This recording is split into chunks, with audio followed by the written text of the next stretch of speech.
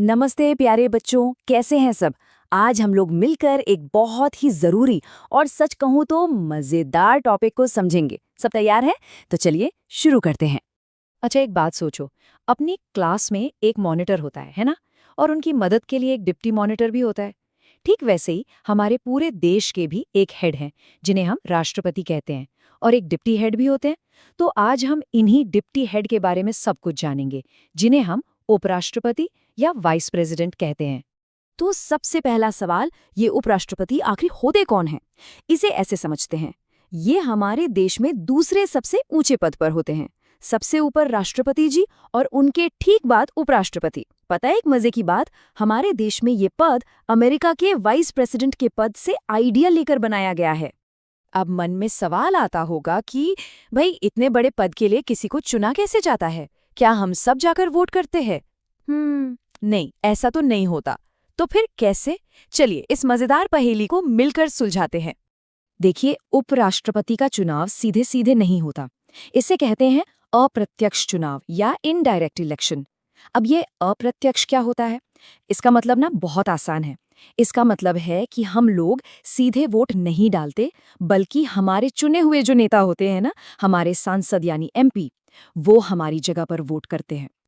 तो जो लोग उपराष्ट्रपति के लिए वोट करते हैं, उनकी एक स्पेशल टीम होती है, और इस टीम का एक खास नाम भी है। इसे कहते हैं निर्वाचक मंडल। अब इस टीम में होता कौन कौन है? हमारी संसद के दो घर हैं ना, लोकसभा और राज्यसभा।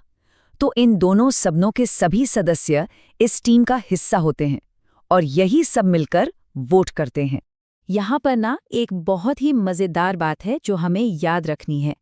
राष्ट्रपति और उपराष्ट्रपति दोनों के चुनाव की टीम में एक छोटा सा फर्क है। उपराष्ट्रपति के चुनाव में सिर्फ संसद के ही सदस्य वोट डालते हैं, पर हाँ, सारे सदस्य डालते हैं, चाहे वो चुनकर आए हों या नॉमिनेटेड हों। लेकिन इसमें राज्यों की विधानसभा के सदस्य हिस्सा नहीं लेते। ये एक बड़ा अंतर है। तो फिर इस पद के लिए खड़ा कौन हो सकता है? मतलब कौन बन सकता है उपराष्ट्रपति? चलो इसको एक एप्लीकेशन फॉर्म भरने की तरह समझते हैं। देखते हैं कि इस फॉर्म को भरने के लिए क्या-क्या शर्तें पूरी करनी पड़ती हैं। तो ये रही जरूरी शर्तों की लिस्ट। पहली शर्त, वो भारत के नागरिक होने चाहिए। दूसरी शर्त, उनकी उम्र कम से कम 35 साल तो होनी ही चाहिए। तीसरी, उनमें राज्यसभा का सदस्य बनने की सारी योग्यताएं होनी चाहिए। और चौथी और आखिरी शर्त, वो किसी लाभ के पद पर नहीं होने चाहिए। इसका मतलब है कि उनके पास कोई ऐसी सरकारी नौकरी न हो जिससे उन्हें तनख्वाह मिलती हो। और हाँ, एक और बात, जो भी इस चुनाव में खड़ा होता है उसे भारतीय रिजर्व बैंक में 15,000 रुपये जमा कराने होते हैं। इसे सिक्योरिटी मनी या जमानत राशि कहते हैं। ये भी एक जरूरी नियम है। ठीक है, तो हमने चुनाव समझ लिया, शर्तें समझ लीं। अब मान लो उपराष्ट्रपति चुन लिए गए, तो अब सवाल ये है कि वो काम क्या करते हैं। उनके पास न दो बहुत ही बड़े और जरूरी काम होते हैं। चलो एक एक करके दोनों को समझते हैं। उनका पहला और सबसे मुख्य काम होता है राज्यसभा के सभापति बनना, मतलब राज्यसभा के हेड या चेयरमैन। जैसे क्लास में टीचर पूरी क्लास को देखती हैं, सब कुछ मैनेज करती हैं, है ना? बिल्कुल वैसे ही उपराष्ट्रपति जी राज्यसभा की सारी बैठकों को चलाते हैं और सब कुछ संभालते हैं। अब आता है उनका दूसरा बड़ा काम। सोचो, अगर कभी राष्ट्रपति जी का पद खाली हो जाए, मान लो वो बीमार हैं या उन्होंने इस्तीफा दे दिया, तो ऐसे में क्या होगा? तब उपराष्ट्रपति फौरन उनकी कुर्सी संभाल लेते हैं और बन जाते हैं कार्यवाहक राष्ट्रपति यानी एक्टिंग प्रेसिडेंट। पर हाँ, वो इस पद पर ज्यादा से ज्यादा 6 महीने तक ही रह सकते हैं। तब तक नए राष्ट्रपति का चुनाव हो जाता है। चलो अब ये पता करते हैं कि उपराष्ट्रपति अपने पद पर कितने समय तक रहते हैं। कोई अंदाजा लगा सकता है? सोचो तो जरा, कितना टाइम होता होगा? बिल्कुल सही सोचा। उपराष्ट्रपति का कार्यकाल पूरे 5 साल का होता है। और एक खास बात ये भी है कि एक ही व्यक्ति कितनी भी बार उपराष्ट्रपति बन सकता है, इसकी कोई लिमिट नहीं है। अच्छा, इन 5 सालों के दौरान कुछ और बातें भी हो सकती हैं। जैसे अगर वो चाहें तो 5 साल पूरे होने से पहले राष्ट्रपति जी को अपना इस्तीफा दे सकती हैं, या फिर उन्हें राज्यसभा एक प्रस्ताव पास करके हटा भी सकती है।